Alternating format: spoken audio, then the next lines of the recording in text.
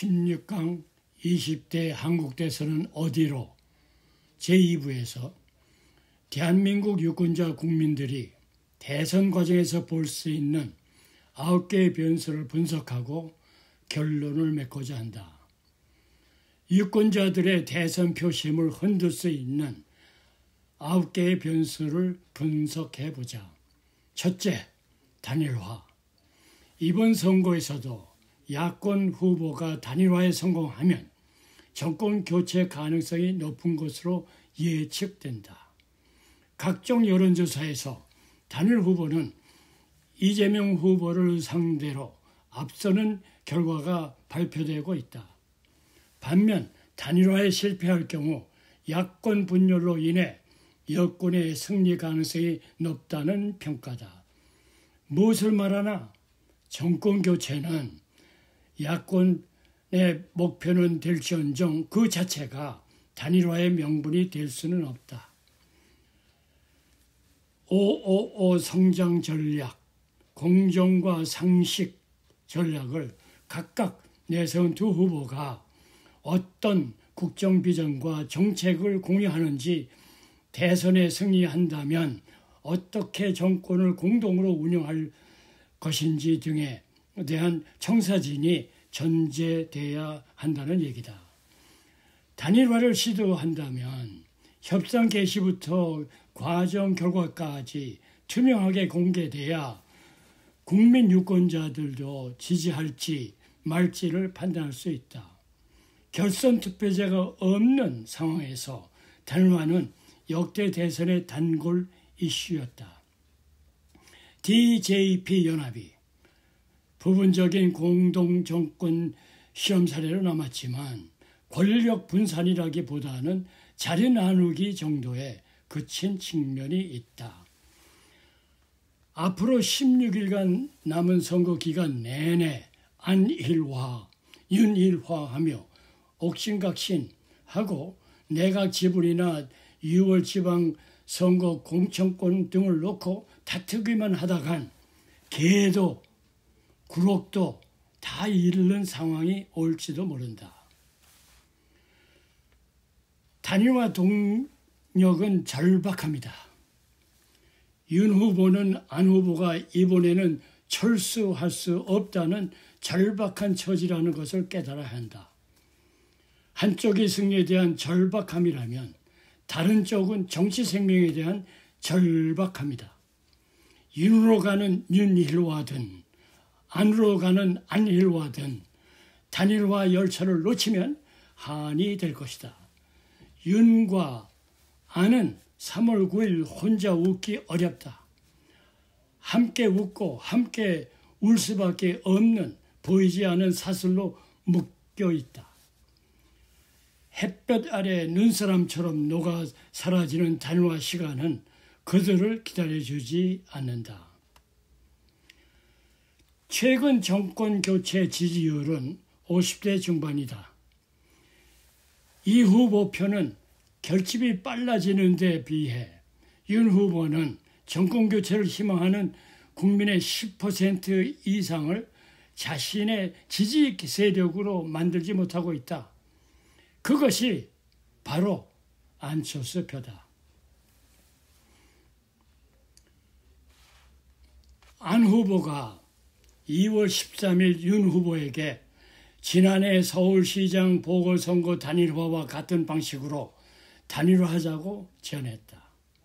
그는 국정 비전과 과제를 공동 발표하고 단일 후보를 정한 뒤 서로의 러닝메이트가 되면 압도적 승리가 될 것이라며 여론조사로 정하면서 내각 임명권 등 조건을 암시적으로 제시한 것이다.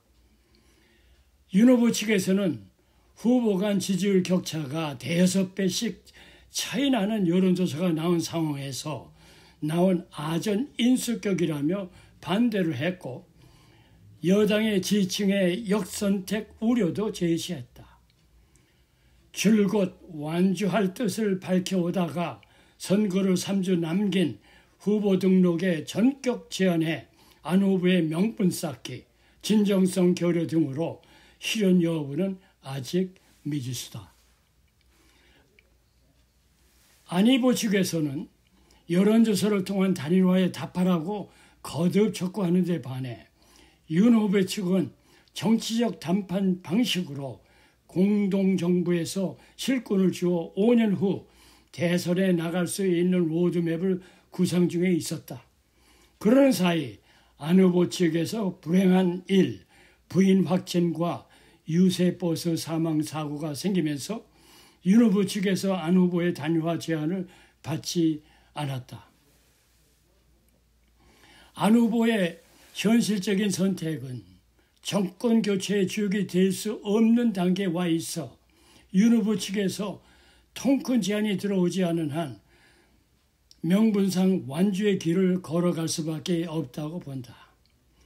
안 후보는 2월 20일 자기가 제안한 단일화 제안에 윤 후보가 일주일이 지나도 답변이 오지 않아 결렬의 책임이 윤 후보 측에 있다고 밝히면서 이제부터 저의 길을 가겠다고 밝혀 윤, 안 단일화는 무산됐다. 윤, 안 단일화가 과연 이루어질까 불투명하다. 대선 투표일이 18일 채 안 남았다.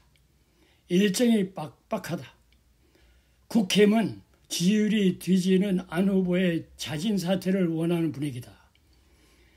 2012년 대선에서 안철수는 문재인과 단일을 추진하는 도중에 중도 사퇴한 적이 있다.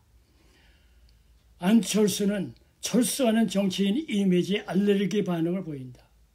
안 후보는 18일 어떤 풍파에도 굴하지 않겠다고 다짐했다. 우여곡절 끝에 단일화가 이루어진다 치자. 그러면 대선 승리는 따놓은 단상인가? 꼭 그렇지는 않다. 예전 사례를 보면 성공한 적도 있고 실패한 적도 있다. 과거라는 거울을 통해 현재 상황을 살펴보자. DJP 연합, 노무현 정몽준 단일화는 대선 승리로 이어졌다. 2012년 문재인 안철수 결합은 박근혜를 넘어서지 못했다. 정주영, 이인재 등 제3의 후보는 늘 양당 기득권 벽에 갇혔다. 이 단일화 변수의 숨은 점은 대선 과정에서 대선 이후 국정 운영의 정책적 연대를 통해 지지 기반을 확대하는 안을 제시하지 않고 정치공학적으로 단일 후보를 내는 것을 현명한 유권자들이 냉소적으로 보는 쇼를 염두에 두지 않을 점이다. 그래서 유권자들이 정신 차리고 후보들의 정치 형태를 열심히 관찰하되 이 나라를 올바른 방향으로 이끌 수 있는 대통령감이 있는지 없는지를 긍정과 부정적 측면에서 마크한 다음 투표권에 삽입해야 할 것이다. 두 번째, TV토론 변수를 보자. 후보 선택의 가름자 TV토론은 무용론이 팽배하지만 후보 선택을 하는데 TV토론만한 이벤트 역시 없다는 점에서 앞으로 최소 3차례 이상 진행될 TV토론 2월 21일, 25일, 3월 2일도 승패의 중요 변수다. 한국리서치가 지난달 27일부터 29일 전국 성인 남녀 1000명을 대상으로 실시한 조사에서 TV토론 결과에 따라 지지 후보를 바꿀 수 있다는 응답은 31.6%로 집계됐다. 유권자 3명 중 1명은 TV토론을 보고 최종 선택하겠다는 것으로 중반 레이스에 들어선 후보들로서는 TV토론에 올인할 수밖에 없는 상황이다. 후보 간 직접 비교가 가능한 토론회가 본격화될 경우 지지율 변화가 예상되는 이유다. 그러나 1차 토론회가 2월 3일 열렸으나 어느 후보도 두각을 나타내지 못했다는 평가가 나왔다. 앞서 지난 2일 여의도 KBS에서 KBS, MBC, SBS 방송 3사 합동 초청 2002년 대선 후보 토론회가 열린 가운데 이재명, 윤석열, 안철수, 심상정 4인의 후보가 부동산 안보 문제 등을 놓고 대격돌했다. 이 자리에서 이재명, 윤석열 후보는 대장동 특혜 개발 의혹을 놓고 정면 충돌했으며 안철수, 심상정 후보는 두 양당 후보를 비판하며 자신만의 국정 철학을 부각했다. 당시 토론을 직간접으로 본 860명을 대상으로 지지 후보에 대한 의견을 묻자 59.6%는 원래 지지하던 후보를 지지하겠다고 했다. 조금 더 지켜보겠다는 비율은 22.7%였다. 반면 다른 후보를 교체하겠다고 한 응답률은 5.5%, 지지 후보가 없으나 특정 후보를 지지하겠다고 한 사람은 6.7%였다. 즉 TV 토론으로 입장 변화를 보이겠다고 한 비율은 12.2%에 불과했다. 대선 후보들의 토론 성적표는 투표 결과를 유의미하게 바꾸지 못했다는 게 그간 대선 역사의 정설이다.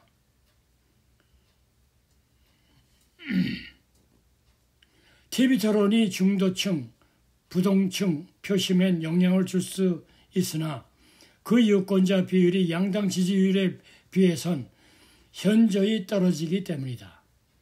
전문가들도 TV 토론 자체가 대선판에 영향을 미칠 가능성은 극히 낮다고 입을 모은다. 아직 초접전인 상황에서 후보들이 결정적인 실책이 나오지 않는 한 나머지 중도층이 캐스팅 보트를 줄 수 있다고 전망된다. 제2차 TV 토론이 2월 11일 한국기자협회 주최 방송 6개사 공동주관으로 열려 각 후보들의 정책 및 국정 운영 비전을 토대로 본격적인 승부를 벌였다. 여론조사 업체 People's Network Research가 뉴델리 의뢰로 2월 10일 1014명 대상으로 조사한 결과 윤 후보는 47.5%, 이 후보는 40.3%로 격차가 벌어졌고 당선 가능성은 윤 후보 50%대 이 후보 42%와 적폐수사 잘못했으면 해야 과반 넘게 대답해 지지율에 윤 후보 46.6%, 이 후보 40.3%, 문정부 적폐수사의 법과 원칙에 따라 56.3%대 정치보복 40.2%, 정권교체론에 대한 55.1%대 정권유지론 40.5%가 나왔다. 앞으로 중앙선거관리위원회가 주최하는 세 차례 법정 토론 2월 21일, 2월 25일, 3월 2일에 더해 총 5번의 4사 토론을 하게 된다. 토론회는 모두 KBS, MBC, SBS에서 동시 생중계되며 총 120분 동안 진행된다. 21일 토론회는 경제 분야로 신종 코로나 바이러스 감염증, 코로나19 팬데믹 시대의 경제 대책과 차기 정부의 경제 정책의 방향에 대해 4인 후보의 토론이 이어진다. 2월 25일은 정치 분야 토론회로 권력 구조 개편과 남북관계 및 외교 안보 정책을 놓고 맞붙는다. 다음 달 3월 2일 토론회는 사회 분야로 복지정책과 재원조달 방안 그리고 인구 절벽에 대한 대응 방안을 놓고 공방전이 예상된다. 최근 윤 후보와 안 후보의 단일화 이슈가 대선 전국의 최대 이슈로 떠오른 가운데 세 차례 토론회가 판세에 어떤 반응을 일으킬지 관심사로 특히 부동층 공략, 지층 결집을 노린 후보들의 강도 높은 공세가 오갈 것으로 보인다. 여기서도 유권자들은 각 후보 중 누가 차기 대통령감이 있나 없나에 관전 포인트를 두면서 투표 준비를 해야 한다. 대한민국 유권자들이 주목해야 할 세 번째 변수, 중국풍과 북한풍을 들여다보자. 대선 코앞서 터진 중풍에 여야는 친중, 반중 넘어 올바른 한중 관계 성찰의 계기와 북풍과 북한의 선전 매체가 남한 대선에 여야 후보 4인의 설칠명을 거론하며 후보들의 최근 발언과 공약들을 싸잡아 비난하면서 시작됐다. 베이징 동계올림픽이 한 달도 채 남지 않은 대선의 중대 변수로 부상했다. 개막식에서 등장한 한복을 두고 문화공정이라는 지적에 이어 소프트 트랙에서 석연치 않은 판정이 잇따르면서 반중 감정이 폭발하면서다. 대선의 캐스팅 보트로 등장한 20, 30세대를 중심으로 확산되는 반중 여론을 의식한 여야 대선 후보들은 너도 나도 중국 때리기에 나섰다. 이재명 후보는 페이스북을 통해 실망과 분노를 금할 수 없다는 글을 올렸고 윤석열 후보는 2월 8일 페이스북을 통해 중국의 편파 판정 논란에 대해 스포츠맨십은 자유민주주의 정신과 맥을 같이 한다면서 개막식 한복 논란에 대해서도 문제의 핵심은 대한민국 역사를 중국에 예속 편입시키려는 동북공정의 일환이라고 올렸다. 윤석열 후보는 중국이 강하게 반발하는 사드 추가 배치는 물론 조선족을 지칭하며 외국인 건강보험 숟가락론을 펼치는 등 20, 30대 세대의 반중 여론에 영합한 공약을 제시한 바 있다. 대한민국 유권자는 대통령 임기 5년 중 단 20일 국민의 시간에서 역사의 흐름을 읽고 바른 방향을 제시하는 대선 후보를 지도자감으로 선택해야 한다. 왜냐하면 중국의 문화공정시비는 비록 50여 개 소수민족 대표가 두 손으로 오성 홍기를 받들어 전달하는 것은 중국 국내 행사도 아니고 올림픽 개막식에서 맞지 않는다. 중국은 소수민족 인권 탄압으로 지탄받고 있다. 올림픽 외교적 보이콧의 빌미가 됐다. 경제성장과는 별개로 중국 체제의 한계는 이미 드러나서 알고 있다. 어떤 분야든 물 흐르는 듯한 자유가 허용되지 않는 문화가 세계를 선도할 수 없기 때문이다. 앞서 이 강의의 서론에서 언급한 대로 한국의 문화 수출국이 보여주듯이 국민의식과 문화 수준은 국토의 크고 작음이나 인구의 많고 적음과 관계가 없다.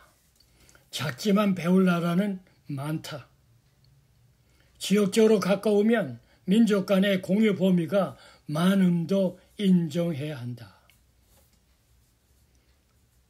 대선을 앞둔 북한이 2018년 시작된 한반도 평화 프로세스 이래 사실상 최대의 도발을 감행한 만큼 유권자의 안보 심리를 자극할 수 있는 소재다.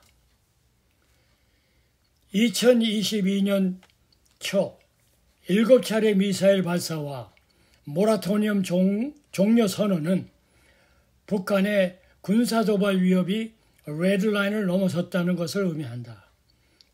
그렇다면 김정은이 왜 미사일 7발을 날린 것인가?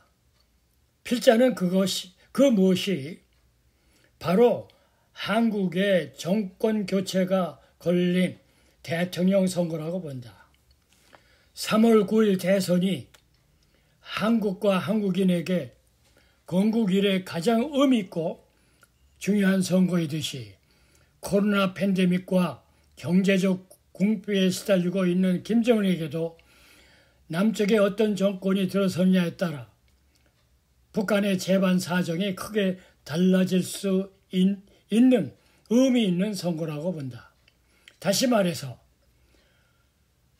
한국의 친북 또는 북한 우호 세력이 재집권하느냐, 아니면 미국과의 동맹을 강조하고 사드 추가 배치의 필요성을 역설하는 보수 우파 세력이 반격에 성공하느냐에 따라 북한의 사정, 특히 경제 사정이 크게 달라질 수 있고 나아가 한반도 주도권의 장악 문제가 걸려있다고 본 것이다. 지난해 1월 김정은이 선언한 국방력 발전 5개년 계획은 사면 초과인 경제 분야와 달리 비약적인 성과를 달성했다. 핵과 경제의 병진 노선을 선언했지만 경제와 민생은 내팽개치고 국방에 베팅한 결과다. 주기적인 대외 긴장 고조는 김정은의 전통적인 핵심 통치술이다. 정보가 통제된 북한 인민들은 김정은의 교묘한 통치 전략에 솔수무책이다. 21세기 대명천지에 오로지 북한만이 3대 세습 체제가 가능한 이유다. 북한의 미사일 발사가 대선판에서 여야 후보 모두가 외교 안보에 대한 소양을 넓히는 계기가 되었다면 불행정당이다.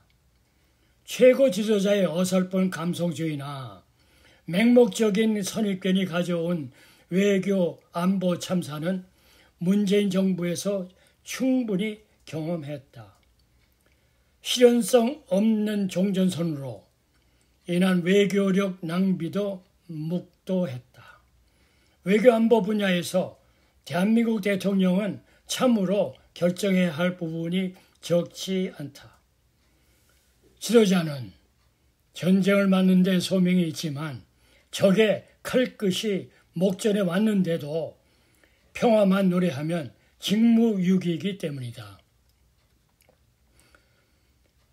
넓은 의미에서 북한발 변수 및 북풍이 그간 선거 결과에 크고 작은 영향을 미친 바 있듯이 북한의 연초 7개 미사일 발사 직후 한국 대선판에는 곧바로 선제 공격론과 평화 공존론이 대립했다. 윤 후보는 핵과 미사일이 없는 한국이 북한이 핵미사일을 쏘기 직전 선제적으로 북의 발사대를 반격하는 것을 주장했고, 이재명 후보는 그것은 위험한 전쟁 도발 주장이라고 반박했다. 이 후보 측이 말하는 평화의 논리는 평화를 원한다면 총을 든 사람과 불화하지 말아야 한다는 것이고, 윤 후보 측의 논리는 항구적 평화를 원한다면 총을 가진 사람과의 싸움, 즉 선제 타격도 불사해야 한다는 것이다. 이제는 핵전쟁을 시작하면 서로 이룰 게 너무 많아졌기 때문이다. 핵을 쐈을 때 너 죽고 나 죽는 것이 확실하다면 현실에서는 그 누구도 감히 핵 공격을 하지 못한다. 서로가 서로를 파괴할 것이 너무 분명해져야 비로소 안정과 평화를 누릴 수 있는 이 역설적 결과를 표현한 것이 국제정치학에서 상호 확증 파괴 이론이다. 냉전 시대에 막대한 양의 핵무기로 서로를 겨루고 있다 보니 미국과 소련은 신중할 수밖에 없었고 여러 차례 다가왔던 위기를 슬기롭게 넘길 수 있었던 것이다. 평화는 말로만 외칠 때가 아니라 전쟁을 하면 안 되는 상황으로 만들어 서로에게 강요할 때 가장 잘 지킬 수 있다는 것이 20세기 내내 확인한 셈이다. 이 단순 명료한 진리를 이해하지도 납득하지도 못하는 사람들이 있다. 이재명 후보와 송영길 대표가 그렇다. 이재명은 윤석열에 대해 위험한 전쟁 도발 주장이라고 반발했다. 송영길은 한 발 더 나아가 아베 신조 등 일본 국유 세력의 적기지 공격 능력을 갖추자는 논리와 유사하다며 친일 딱지까지 붙이려 들었다. 이들은 과연 무엇을 지키려는 것일까? 우리 국민의 생명과 재산인가? 아니면 김정은과 북한 지도부의 심계인가? 자체적인 핵무장은 고사하고 대부 킬체인이나 사드 추가 배치에도 반대하는 후보에게는 유심히 한 번 더 생각을 해봐야 한다. 필자는 유대미의 한반도 통일론 강의들을 통해서 원자력의 평화적 이용에 찬성하며 한반도 비핵화를 지지한다.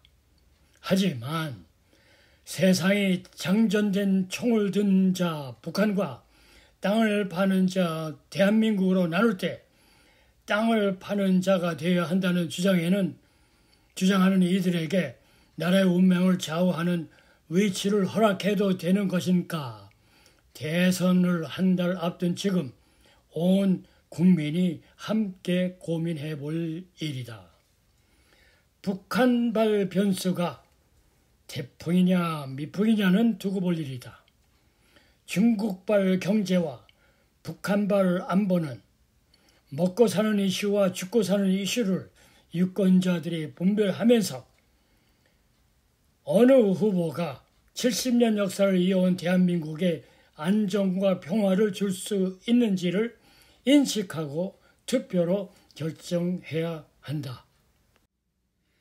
네 번째 대선 과정에서 유권자들이 들여다볼 변수는 박근혜 전 대통령이다. 박근혜 전 대통령의 건강 문제가 부각되면서 사면이 단행됐다. 청와대는 아직 국민적 합의에 도달하지 못했다는 견해였으나 만일의 경우를 예상해 결정을 내렸다. 여당 안에서도 완전한 합의가 없었던 것 같다. 이 때문에 전국적 지지율을 가진 박근혜 전 대통령 입에 여야의 관심이 집중되고 있다. 과거보다 박 전 대통령의 지지세가 확연히 위축됐으나 여전히 대구 경북과 충청권 및 고령층 표심을 가릴 마지막 주요 대선 변수 중 하나라는 평가가 정치권 안팎에선 많다. 박 전 대통령은 당초 자신의 71번째 생일인 지난 2일 퇴원할 것이란 관측이 많았다.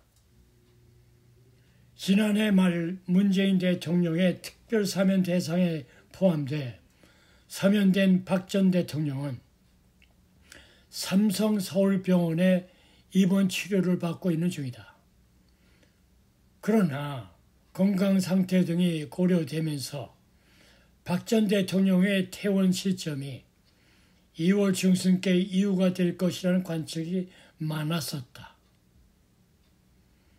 박 전 대통령 접견이 가능한 인사는 유영하 변호사가 유일한 것으로 알려졌는데, 그는 특사 직후 박 전 대통령이 문 대통령의 감사의 뜻 사의를 표했다고 전했다.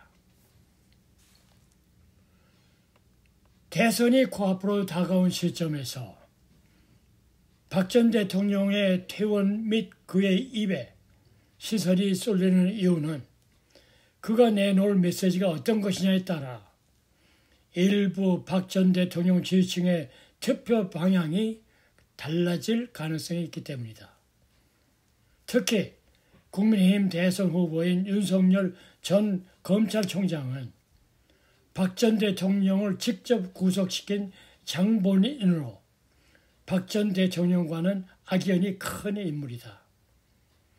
그렇다고 박 전 대통령이 정반대의 당파 성향을 가진 이재명을 대놓고 지지할 가능성도 상대적으로 낮다는 평가가 많다. 이 때문에 어느 측 손을 들어줄 것이냐, 또는 양측 손을 모두 들어주지 않는 방식으로 균형을 맞출 것이란 세 가지 선택지 중에서 박 전 대통령의 최종 선택이 무엇일지에 관심이 집중되고 있는 것이다. 박 전 대통령이 정권 개최 메시지를 낼 경우 오리무중 대선 판세는 윤 후보 측에 유리하게 들어갈 가능성이 있다. 여전히 대구 경북 일각에선 윤 후보에 대해 박근혜 구속 장본인이라는 시각이 적지 않다. 이 때문에 박 전 대통령이 윤 후보 손을 들어줄 경우 차마 윤석열은 못 찍겠다는 대구 경북 표심을 윤 후보 측으로 돌려놓는 계기가 될 수 있다. 실제로 대구 경북에서 이 후보의 지지율이 20% 안팎까지 나오는 이유 역시 차마 윤석열을 못 찍겠다는 심리가 적지 않다는 해석도 나온다. 최근 헤럴드 경제와 만난 대구 지역 일부 시민들은 박근혜 전 대통령의 메시지를 본 뒤 결정하겠다는 뜻을 표하기도 했다. 정치권 안팎에선 박 전 대통령의 퇴원 시점이 대선 후보자 등록 이후 유세가 시작되는 오는 10월 전후가 될 것이라는 관측이 나온 가운데 우리공화당 조원진 대선 후보가 박근혜 전 대통령의 사저 입주 시기를 대선 이후로 내다봤다. 조원진 대선 후보는 2월 18일 박 전 대통령의 대구 달성군 사저를 찾은 자리에서 박 전 대통령의 회복이 더디어 이번 대통령 선거가 끝나고 퇴원할 가능성이 크다고 밝혔다. 다만 박 전 대통령의 퇴원 시점은 아직 유동적이라는 것이 정설이다. 유권자들은 열린 마음으로 박 전 대통령의 변수를 양측 후보의 긍정과 부정적 측면에서 점수를 첨가해 대선 후 미래의 희망과 3, 4류의 정치를 업그레이드할 수 있는지를 판단하여 투표하기를 바란다. 다섯 번째 변수는 코로나 방역이다.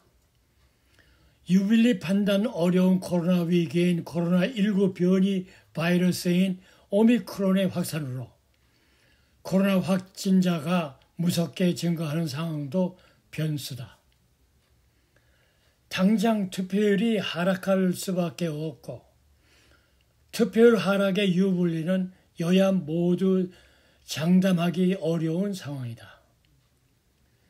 여당 일각에서는 이달 마지막 주부터 확진자 수가 급감하면 지난 21대 총선과 같은 대승을 거둘 수 있다는 기대감도 나오고 있다. 21대 총선을 앞두고 코로나19가 확산되자 이른바 국기 결집 효과, 즉 Rally Round the Flag, 외부 요인으로 인한 국가 위기 상황에서 대통령이나 집권 세력에 대한 지지도가 높아지는 현상, 국기 결집 효과가 위력을 발휘했다. 다만 아직도 마음을 정하지 못한 부동층이 당시와 달리 2년여 코로나 피로감에 시달려 여당 심판에 나선다면 총선과는 판이한 결과가 나올 가능성도 있다. 2월 16일 국내 신종 코로나 바이러스 감염증 확진자가 9만 명을 넘어섰다. 엿새 연속 5만 명대를 유지하다 하루 만에 3만 명 이상 폭증했다. 17일 발표될 신규 확진자 역시 9만 명 이상으로 잠정 집계됐다. 오미크론 변이가 폭증하면서 정부는 이번 유행의 정점이 언제일지, 어떤 규모가 될지 예측하지 못하고 있다. 김우주 고려대 구로병원 감염내과 교수는 정부가 선거를 앞두고 조바심이 난 것인지 지난해 11월 위드 코로나 때의 실수를 반복하려 하고 있다며 영업시간 제한만은 좀 더 유지하는 것이 바람직할 것이라고 말했다. 정재훈 가천대 의대 예방의학과 교수는 거리 두기를 완화하면 정점에 달했을 때 확진자 수가 기존 예측에 비해 10 내지 20% 늘어날 것이라고 전망했다. 당초 정 교수는 3월 중 23만 명을 이번 코로나19 유행의 정점으로 봤다. 거리두기 완화에 따라 하루 확진자 수가 최대 27만 명을 넘어설 수 있다는 관측이다. 코로나 확진자가 10만 명에 육박하면서 공공기관이 멈추기 시작했고 확진자가 매주 2배 늘어나는 더블링 현상이 4주 연속 지속되고 있다. 해외를 비교해봐도 일주일 평균 인구 대비 확진자 수가 미국과 일본을 훌쩍 앞섰고 파출소 문을 닫고 수술이 중단된 상태다. 미국 뉴욕타임스는 17일 코로나19 극복 스토리를 가진 한국이 이제 자신의 방역 모델이 지속 가능하지 않다는 것을 발견했다며 오미크론 변이에 한국의 공중보건 시스템이 압도당하고 있다고 분석했다. 또 필수 의료용품을 제때 못 받거나 상담 전화가 연결되지 않은 사례도 늘고 있다고 덧붙였다. 국내외 코로나19 대응을 연구하는 장영욱 대외경제정책연구원 부연구원은 미국 등은 방역을 완전히 완화한 게 아니라 자발적으로 활동을 자제해 유행 규모가 줄고 있다며 아무것도 안 해도 알아서 유행이 잡힐 거라고 오해서는 안 된다고 말했다. 정부는 19일부터 식당, 카페 영업시간을 오후 9시에서 10시까지로 1시간 연장시켰다. 무슨 배포인지 알 수 없다. 하루 신규 확진자가 11만 명에 육박했다. 확인된 것만 이렇고 실제로는 훨씬 더 많을 것이다. 2년 전 세계를 충격에 빠뜨린 중국 우한 일대 확진자 총 누적 숫자가 8만 명대였다. 위기가 최고조로 치닫는데 방역 완화라니 이치에 맞지 않는다. 방역 현장은 지옥인데 거리두기를 완화하는 국가가 어디 있느냐며 정부 위원직을 사퇴한 전문가까지 나왔다. 정부가 위기를 키우고 있다는 것이다. 그래도 정부는 선제적 대응이 아니라 상황이 닥치면 조치를 취하겠다고 한다. 작년 11월 위드 코로나 때도 정부는 위중증 환자가 1000명을 넘자 허겁지겁 병상 확보에 나섰다.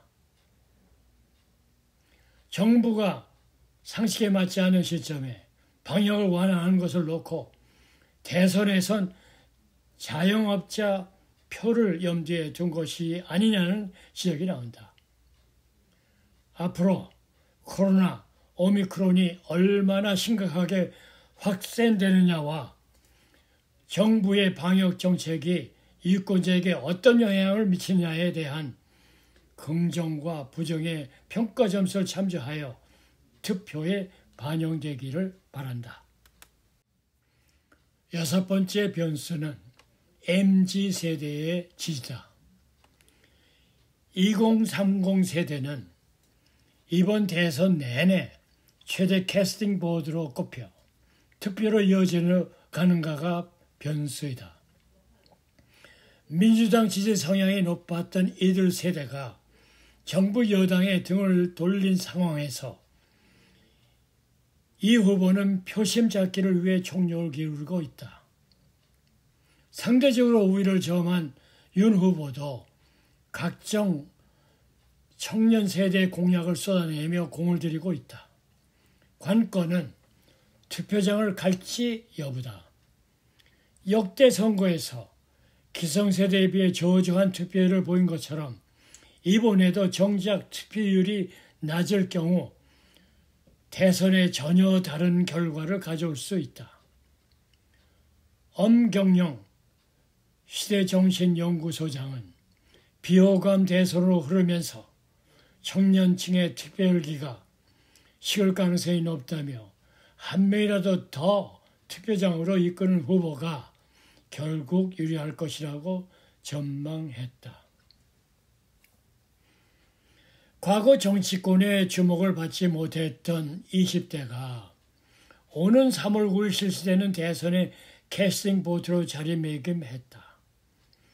이준석 국민의힘 대표는 20대를 잡아야 부모 세대인 50대 이상까지 포섭할 수 있다는 이른바 세대 포이론을 주장하고 있다. 시간이 흐르면서 10년 전 초등학생, 중고등학생은 이제 20대로 성장했다. 20년 전 10대들이 받던 교육과 정보통신의 발달에 따른 사회구조적 역할을 몸소 체감한 지금의 20대들의 성향은 그래서 과거에는 볼 수 없는 완전한 새로움으로 일컬어진다. 이를 대표하는 것들은 실용과 탈이념, 공정과 주체성, 그리고 솔직함이 꼽힌다. 즉, 진보와 보수에 상관없이 자신들에게 유용하고 실익을 가져다 주는 정책, 공정한 과정을 거치면서 앞뒤가 다르지 않는 솔직한 모습을 보여줄 것, 그리고 이 모든 것을 누군가의 설득에 의한 것이 아닌 주체적으로 판단해 결정한다는 것이다. 한국의 2030은 세계 최강 IT 실력을 습득한 신인류다. 세상에 어지럽게 떠도는 정보 중 진짜와 가짜를 실시간 구분해낼 줄 안다. 누가 거짓으로 거짓을 덮으려 하는지, 누가 진실에 더 가까운지 다 알고 그들끼리 소통한다. 어느 유력 후보는 나라에 돈이 없는 게 아니고 도둑놈이 많다며 포지 공약을 남발했다. 그럴듯해 보이는 그 발언이 원래 누구의 어록에 담겨 있는지도 2030은 안다.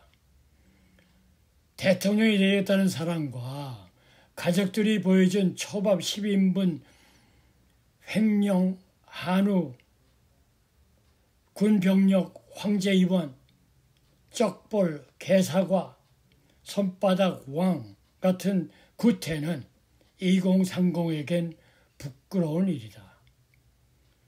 몇몇에게 8천억 원대 수익률을 안겨준 최대의 대장동 사건이 터졌는데 수사도 제대로 이루어지지 않은 것은 2030의 공정 코드를 망치로 내려친 것이나 마찬가지다. 문정부에서 한국은 국가 만능주의의 오만함과 노동 편향, 재정 중독에 빠져 망국의 파퓰리즘 열차에 올라타고 있는 것도 알고 있다. 이 열차를 멈춰 세우려고 지금 2030이 바퀴를 붙잡고 대선을 응시하고 있다. 그러면서 지난 서울시장 보궐선거에서는 우리가 정치를 만들 수 있다는 경험을 하며 자신감도 생겼다며 여야 후보들이 청년을 곁에 두는 등의 일련의 행보는 과거와 달리 20대에게 전력을 쏟을 수밖에 없는 상황을 그대로 보여주는 것이라고 평가한다. 이들의 표식을 잡기 위해 한 후보는 기본소득을 통한 기회 평등을 얘기하고 또 다른 후보는 민지, MZ세대가 원하는 대로 해주자며 공정과 정의를 띄운다. 갑자기 대선의 주요 변수로 등장한 이 세대를 향한 매력 어필 방법론을 두고 백가쟁명식 토론이 이어지고 있다. 앞에서 지적했듯이 이들이 3월 9일 대선 투표장에 가서 유권자의 권리를 행사하느냐 여부에 따라 긍정과 부정의 점수를 매겨야 한다. 이곳 미국에서 양 후보들의 선전 문구나 로고송을 보면 치열한 경쟁을 하고 있음을 감으로 느낀다. 7번째 변수는 재외 투표다. 한국의 20대 대통령 선거를 위한 재외 투표가 2월 23일부터 6일간 진행된다. 그동안 쏟아져 나온 각종 여론조사 결과로 미뤄보면 오는 3월 9일까지 남은 기간에 경청 동지할 일이 벌어지지 않은 한 기호 1번 이재명, 기호 2번 윤석열 후보의 박빙 대결로 귀결될 전망이다.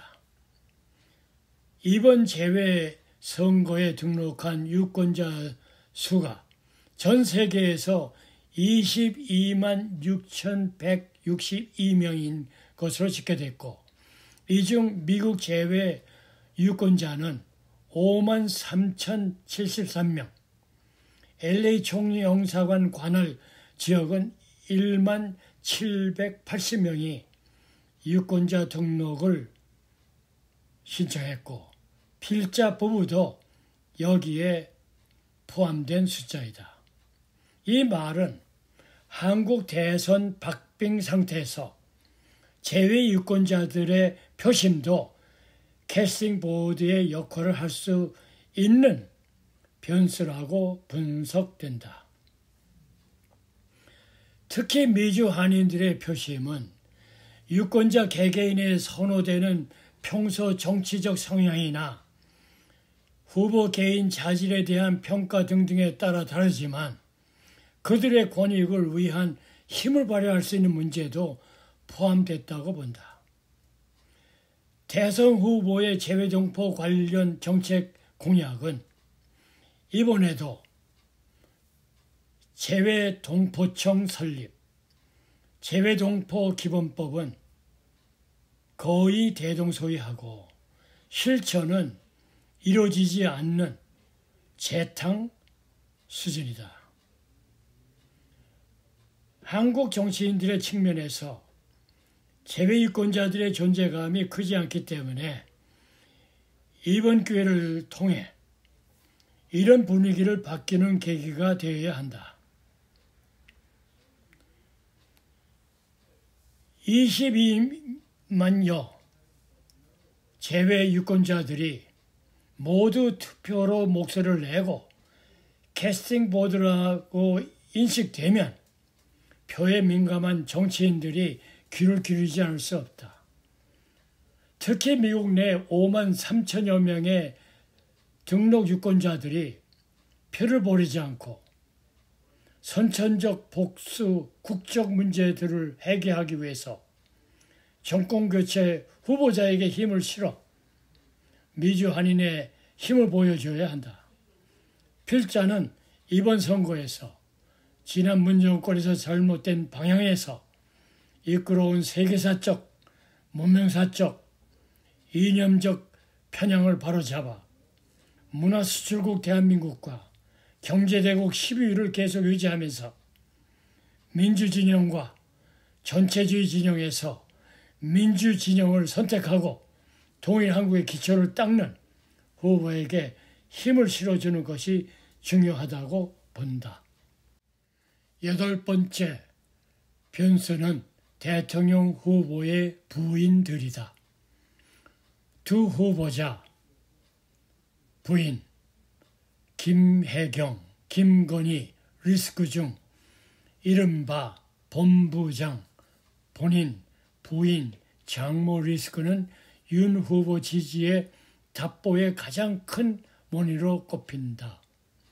그동안 배우자 검증은 윤 후보의 부인 김건희에게 집중됐다.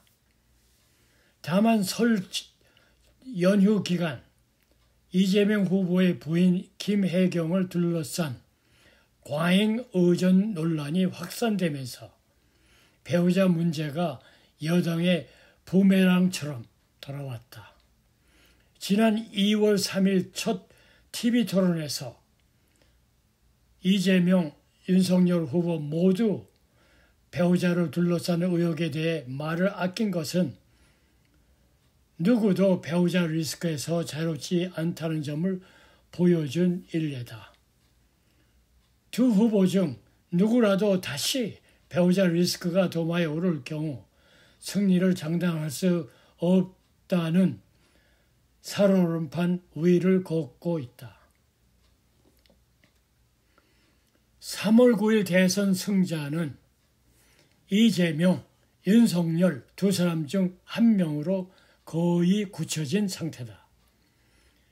김혜경, 김건희 두 사람 중에서 퍼스트 레이디가 나온다는 얘기다. 두 사람을 향한 국민의 시선은 싸늘하기만 하다. 이 후보, 윤 후보의 호감도는 10점 만점에 4점대로 역대 최저 수준인데 두 후보의 아내 호감도는 그보다 더 낮은 3점대다. 두 김은 자기들 때문에 남편 선거를 망칠까봐 노심초사하고 있을 것이다. 김건희에 이어 김혜경도 대국민 사과 기자회견을 했다. 전 세계 정치사에 남을 진기한 장면이다. 이런 잡음 없이 선거가 치러졌다면 차기 대통령 임기가 한참 흘러간 시점에 문제가 터졌을 것이다. 청와대 안주인이 비서관들을 머슴처럼 부린다든지 아니면 국정에 감나라 배나라 스스로 대통령 노릇을 한다는 얘기를 듣게 됐을 게 뻔하다. 김혜경, 김건희 리스크가 집권 전 선거 국면에 불거진 것은 그나마 다행스러운 일이다. 물론 두 퍼스트 레이디 후보가 예방주사를 맞고 본분 망각 바이러스를 말끔히 퇴치한다는 전제에 따른 것이다.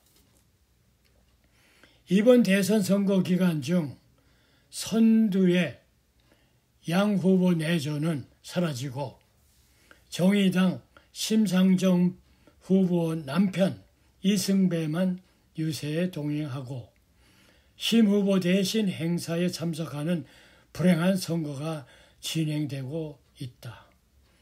여기서도 양 후보의 긍정과 부정의 점수를 참조하여 투표권을 행사해야 한다. 끝으로 9번째 변수는 잠복된 대장동 리스크다.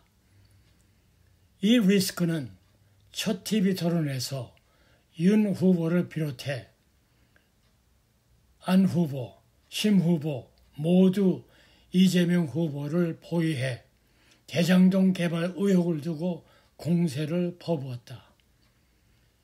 6개월여 공방을 이어온 만큼 피로도가 높아 주요 이슈가 되지 않을 것이라고 봤지만 이재명 후보에게는 여전히 가장 큰 리스크라고 야당 후보들은 판단했다.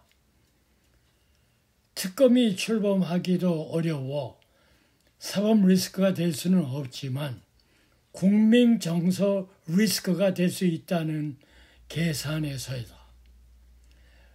관련자들의 극단적인 선택이 줄을 잇는 상황, 역시 영화 아수라와 연상작용을 일으키며 국민 뇌리에 남을 가능성도 많다. 이 변수는 대선 이후 후유증으로 남을 변수가 되어 어느 후보에게 긍정과 부정 점수를 주느냐에 따라 선거 결과로 이어질 수 있는 변수임에는 틀림이 없는 것으로 예상된다. 16강 20대 한국 대선은 어디로 결론을 맺고자 한다. 필자가 큰 틀에서 대한민국의 현재와 미래를 세계사 흐름과 문명사 흐름에서 2000년대부터 정치가 삼류에서 더 이상 발전하지 않은 상태에서 저에게 기회를 맞이하여 코로나 팬데믹 이후를 내다보면서 20대 한국 대선은 어디로 결론을 미국 패사디니에서 내리고자 한다. 결론은 이렇다.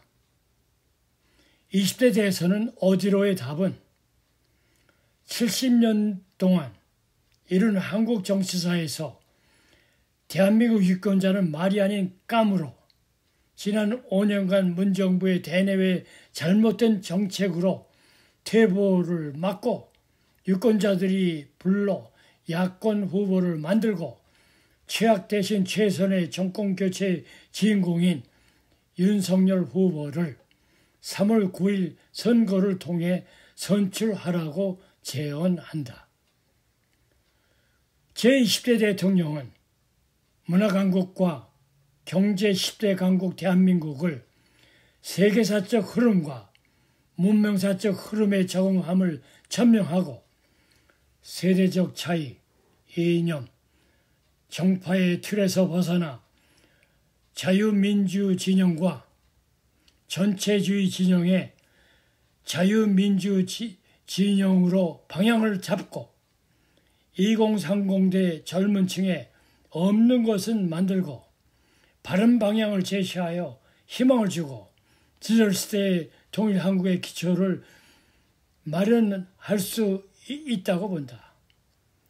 그동안 한국 국민이 정치를 제외한 모든 분야에서 최선두를 달리는 것 같이 새 지도자는 최근에 3, 4류 정치를 업그레이드해서 최선진국의 모델 국가로 발전하도록 정치 계획에도 앞장서기를 바란다. 그래서 그의 임기가 끝난 다음 한 센텐스로 질서시대의 통일 한국의 기반을 닦은 대통령으로 남기를 기대해본다. 필자는 한반도 통일론의 아날로그와 디지털 저자로 이 강의를 유데미와 유튜브에 무료로 듣게 패사디나 연구실에서 올리고 2월 23일 나성영사관에서 재외선거 투표를 하고 3월 중순에 귀국할 예정이다.